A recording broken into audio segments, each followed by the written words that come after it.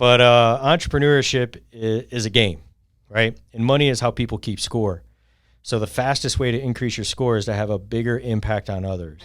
You help them figure what they want out of life, but you know everything it come with a price. Want to maximize your money and time, might have to take the uncommon advice. Back at it, Uncommon Advice, once again, coming with some good stuff today, which I'm excited about to dive into. Talking a little bit about A players and performing and getting into some other cool topics on curator versus creator. So, how important is an A player in a business, huh? Oh, well, it's key. It's like it has to be like, I think probably one of the I hear that a lot too when I started working. It's like, I need A players. That's always one of the first things I always hear. I need A players. Well, and like for me, it's like, what is an A player? I feel an A player is different to everybody, right? To whatever the need is in the business. But it's like, what is an A player for you? Well, first off, a lot of people who say they need A players aren't A players, so they don't know what they need, right? So I think, and frankly, I've said I need A players before, and I was not an A player yet. And I might be, not to sound cocky, I guess I'm just confident, but now I've grown into an A player over time. But there's times that I'm like, oh, I need an A player. I just didn't know. I just knew I wanted good people, but I didn't really know what it meant. So a lot of people say it. So to answer your question, an A player for me is somebody who self-motivated, performs at a high level. An A player to me, action-wise, is easier to see than define. An A player is going to make quick decisions. An A player is not going to sit around and twiddle their thumbs and go, I can't do this until someone tells me how. They're going to figure it out. Correct. They're going to be competitive, right? So at the end of the day, an A player is somebody who gets things over the finish line. And you mentioned that a lot, too, in our business. It's funny that Nate's saying this because, again, I work for Nate, and he's saying what he's looking for. But, no, you've mentioned that before, that the whole goal, the whole struggle in the past has always been getting things over the finish line. And that's what you keep preaching on me and the team. It's like we talk, we sit here, we have great ideas, but now we just got to execute on it and get it over the finish line. Yep. And I guess for you, that's what an A player does. Yep. But I've also heard A player in the sales world, coming from what the other places I've heard A players is like when people look for an A player. Also, like I'm putting down the sales aspect of things. There's people who's the hunter, who's gonna go and it's like you're not given. You have to go find it. You have to go do the conversation. You got to do the hard work and stuff to get the reward later. Which your reward in sales is your commission and hopefully a long lasting, reoccurring commission in that aspect. But in that aspect is who's the hunter, who's the outgoing person, who can sit and have a social conversation when you really don't give a damn about the person across from you. You're just trying to get their money, right? So there's different ways to define A players, and everybody has a different definition to it. Mm-hmm. So I find that very interesting. I learned that as I kept hearing more and more what people wanted in an A player for themselves. Well, an A player in a sales role for a marketing role could be two different types of personalities too. They are two different personalities. Correct. So kind of the mold depends on what kind of position they're in and what you're looking for that position. But I would say, boiling it down to some simple things, it's self-motivated, highly competitive, wants to win, willing to get things done and cross the finish line, has leadership capabilities. And one thing I wanted to talk about today are actually three things that I believe entrepreneurs and A players do every day or should be doing every day if you're striving to be. And number one is stretch and work out, right? So physical. I haven't done that in a while. Yeah, I mean, we'll give you yours, man, because you're out there playing pickleball and some beach volleyball, some pickup basketball, right? So you're out there getting it in a different way, right? And then also I believe, entrepreneurs and A players, they're going to write and read every day. Something, right? And attempt to do this every day. And for me, I've always written down, there's certain things that if I can do it every day, I know that I am going to grow, expand, get better, and sharpen my skills, right? And writing, and coming down to storytelling, right? Not just tactical writing, but storytelling is a great skill set that A players and entrepreneurs need to have. So writing allows you to helps you develop that. Reading stories and understanding it helps you develop that. And then the third thing I think that they should be doing is learning something new. So a lot of times as entrepreneurs and A players is if we stop learning, we're not striving to continuously be the best, right? And if we're not learning, we're not growing. If we're not learning, we're quickly dropping levels. You can become an A player. You can sure as heck drop back down to a C player. Correct. If you're not trying to improve yourself. So these are kind of three things I just want to kind of mention that I think if you're striving to be the best of the best, you're striving to these are three things that you can do outside of the tactical stuff you do within your job, right? And in your career that are going to help you just constantly get better. Well, it also shows a couple things. It shows accountability, right? If you're being consistent with this kind of things, working out every day, stretching, you're reading, writing. I know you've spoken about lately you've been getting up early, you're writing something, you're doing your walk. The last thing you mentioned, which was, what was the last thing you just mentioned? Learn something new every day. Learn something new, which that's Study. very important because nowadays you have all the tools in the world to learn something. You don't need to pay $500, $50, $5. You can go on YouTube and learn something. You can, even our social media platforms, which they get a lot of hate nowadays. Oh, social media has ruined this generation, this and that. But there's a lot of value that you can pull out of social media other than just watching LeBron James dunk videos and stuff like that. You can pull, there's educational stuff in it. I've seen, and that's big on TikTok actually. My TikTok, I go through it because of the algorithms. It's educational stuff. It's like real estate investments, how to be in an interview, those kind of things. There's a lot of educational stuff on TikTok and Instagram and stuff that you can take advantage of, and you don't need to be paying these courses. Yeah, I'm not saying they're gonna dive deep in and they're gonna go and show you everything, but it's at least it's the surface, right? You're getting the mindset and you're just understanding it. So there's a lot of value in that kind of stuff when you mean learning. There's a lot of ways to do it. Yeah, so there's a couple different ways to approach the social media as you mentioned, like people bashing on it. You can be the consumer or the creator. So a lot of times the majority of people on social media are just consuming and scrolling. They're not looking at how they can leverage what they're scrolling. So who you follow will determine the stuff that's in your feed, right? And the things that you stay in and watch. So if you're following the right people and you're consuming content that's valuable, great. But the key is, are you actually taking that stuff you're consuming and leveraging it and using it, or is it just going in one ear and out the other, right? So a lot of times people like to use it just to do mindless stuff too. So I think that leads well into kind of our next topic, right? I want to talk about curators versus creators. So no, on social media, you're either a consumer or a creator, in my opinion. There's two different ways to look at it. You're either there consuming everything or you're there creating for people to consume. But in regards to that, a creator, when you start pushing content out, you can be a creator or a curator. And a creator is somebody who's creating original content, podcasts, emails, videos, reels, and it's all original content. A lot of what we do here at Uncommon Advice and this podcast, everything is us talking about our views and topics of the business world and giving advice on our beliefs and stuff like that to help entrepreneurs, CEOs, and founders, right? So with that, there's also curators. So for example, some of our newsletters, we're curators, right? We're taking content from around, the best content from around the web and reporting it back, curating it into a newsletter and putting it into our subscribers' hands so they don't have to go out and find the best news and instead of them spending an hour trying to search the internet to get the information they need to know, they get it from us in a 5-minute read, you know? Exactly. And then being a creator, one thing, like going back to speaking about the social media that I've learned is these people are consuming, and consuming is okay. I'm not much of a creator myself. I don't do a lot of creating.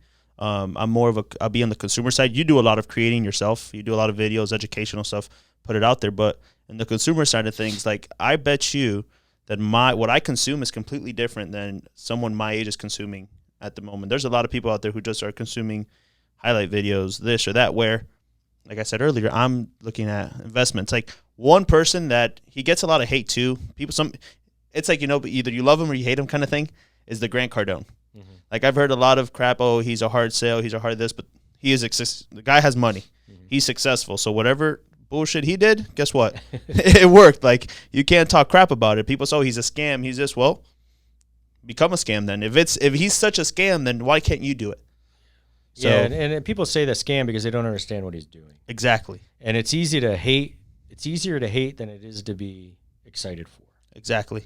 because a lot of times when people are, oh, it's a scam, it's because they don't understand it.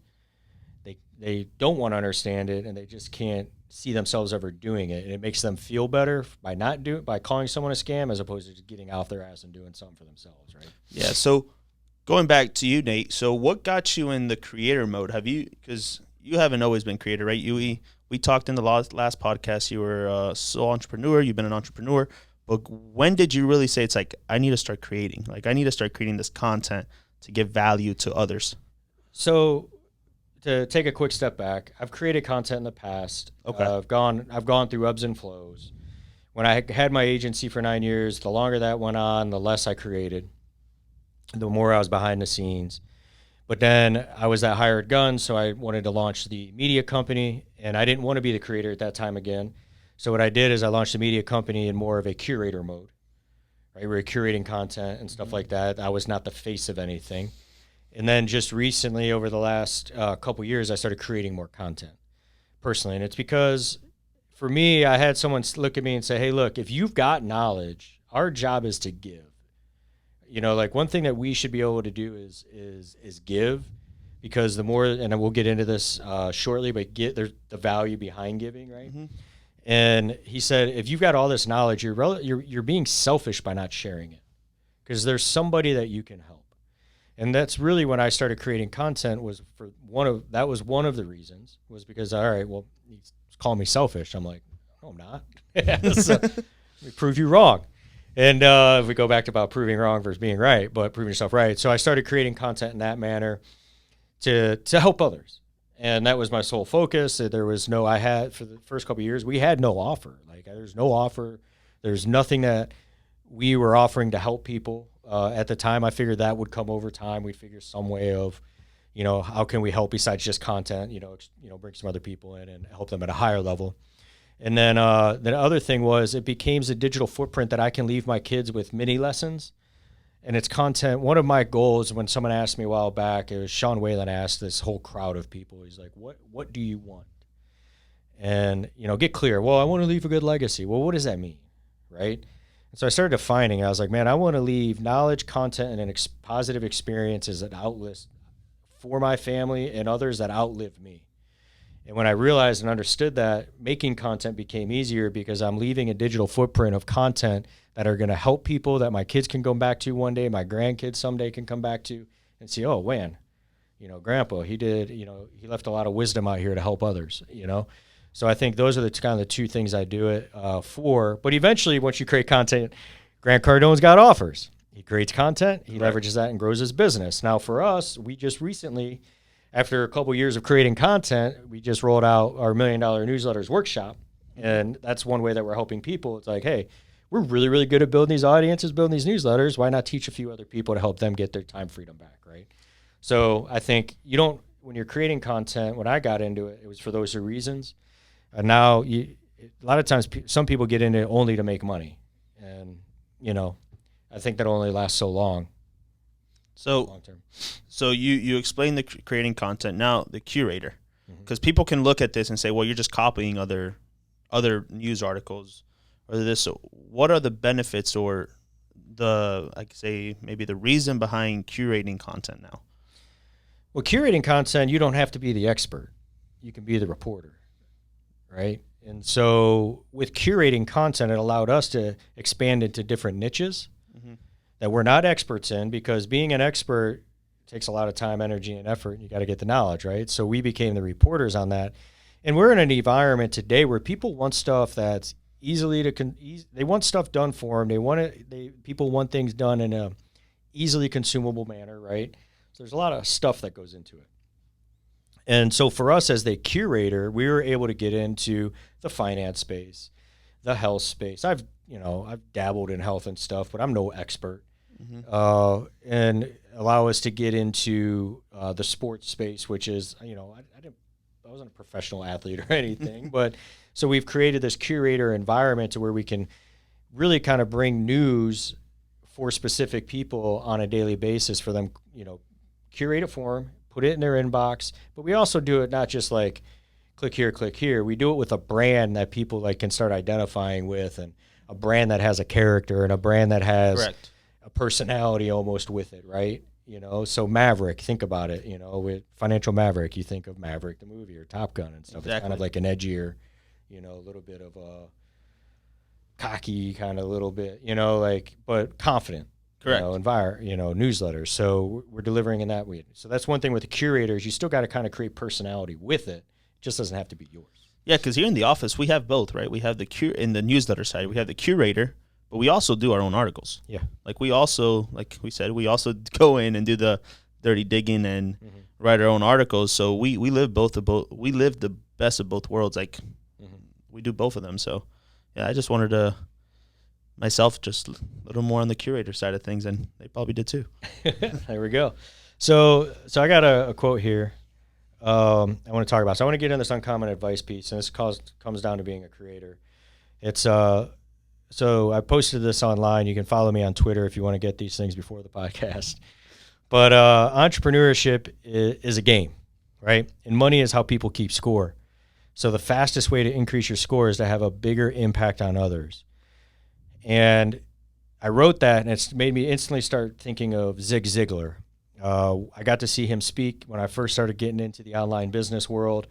Amazing speech, but one of his famous lines is, "You can have everything in life that you want if you'll just help enough other people get what they want." So a lot of times people get into business because they are trying to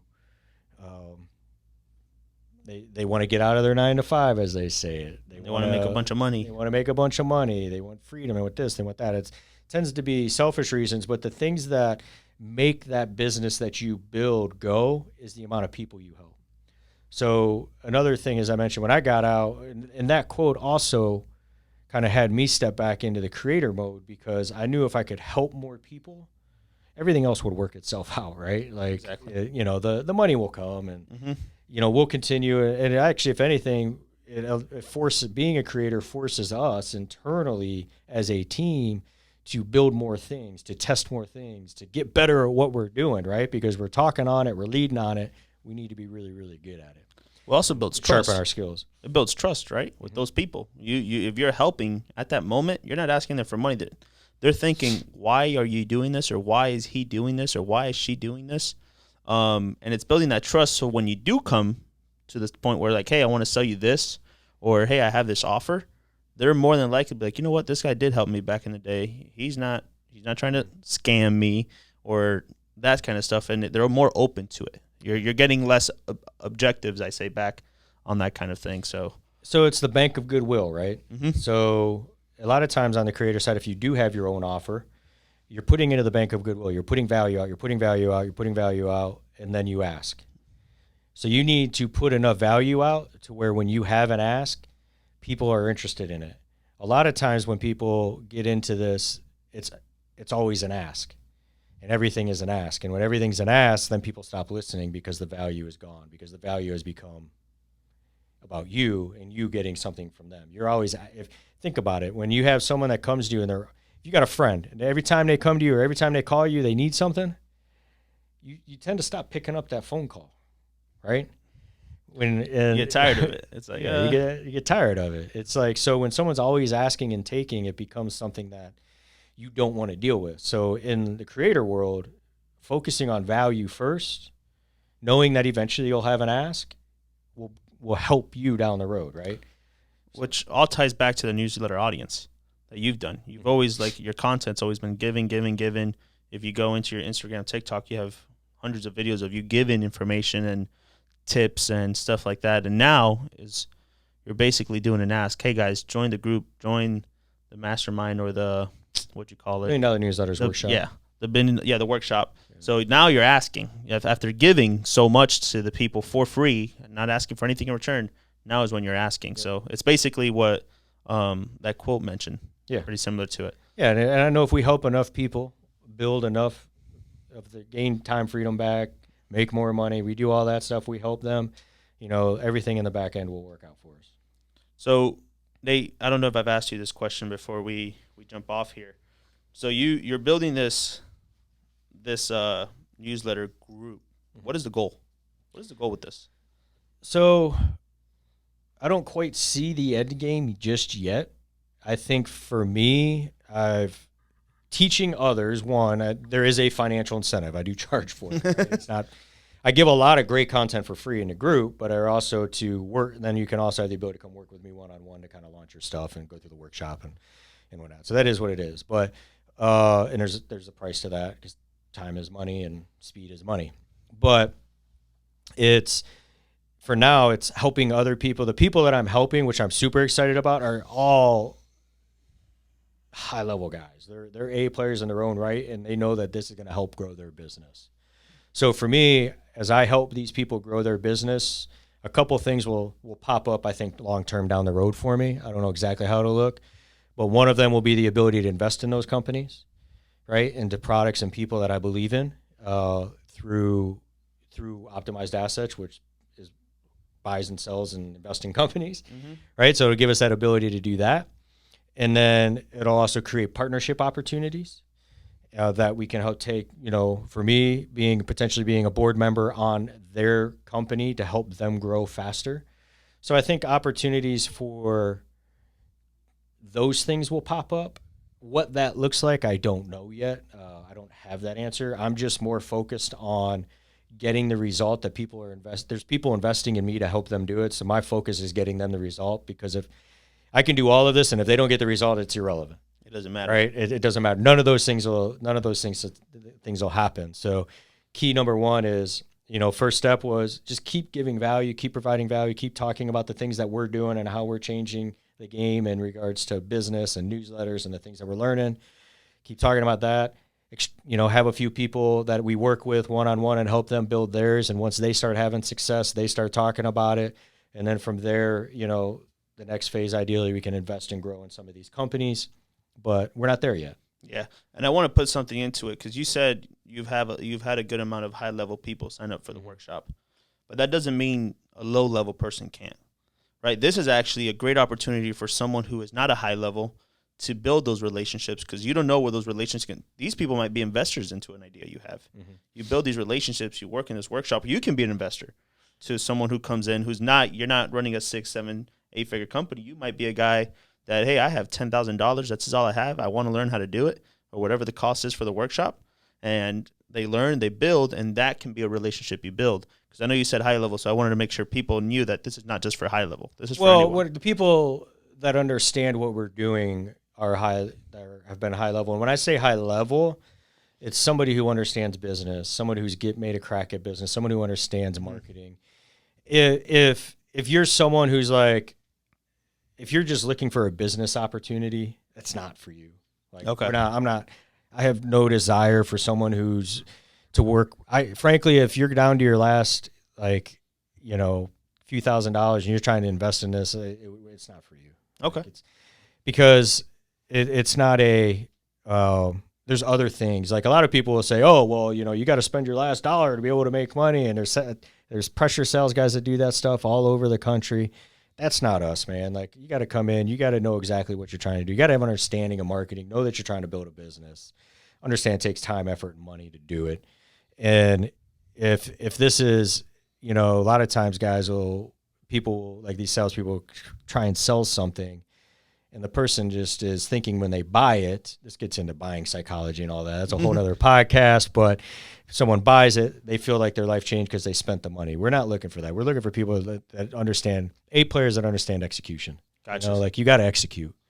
Yeah. So I can give you all the tools and teach you how to fish, but if you don't do anything with it, there's nothing I can do about it. There you go. So now you don't have to be the most experienced, but you got to understand it's a business. You're trying to grow a business. Correct. Yeah, it's just not for Joe Schmo. This is not the next business opportunity that's going to save someone's life. Gotcha. Okay. Just to make sure we got a good understanding out there. Yeah. Well, I guess that's it. Go ahead if you want. Follow us online. We got all my handles are Nate Kennedy, MD. Zenon 0323 are all mine. Why 0323? You want to know something? I have no. Well, 3 is my favorite number. I don't know the 23 though. I haven't thought it. I no idea. I think it was whatever Instagram suggested that day. Was it LeBron or Jordan? Neither. I'm a Dwayne Wade guy. All right, yeah. From Miami Heat, Dwayne Wade is my guy. That's why it's 3. That's why the 23. I think it was just an Instagram suggestion. I think Fair enough. Yeah, man, huge thought went into that branding side. Yeah. Yeah, and then so anyways, give us a follow. And also on this video, man, make sure you like, subscribe, get first notice when we drop more content. Appreciate you. Thank you. See you. Hey, listen to this, might have to take the uncommon advice.